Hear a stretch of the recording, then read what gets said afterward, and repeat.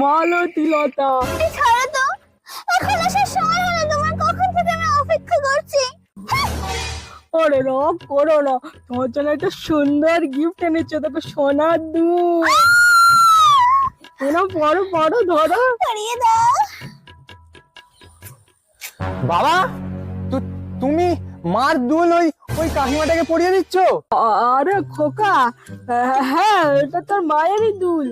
আসলে তোর মা তো অনেক দুল, আসল ওনার দুল ছিল না, ওই জন্য আমি একটুখানি দিচ্ছি। আমার তো জানিস তুই দয়া শরীর তাই। দাঁড়াও, আমি মার কাছে গিয়ে এক্ষুনি বলছি কথাগুলো। তোমার দু চার গাছ ঠ্যাঙার বাড়ি না খেলে তোমার হবে না। আমি যাচ্ছি এক্ষুনি।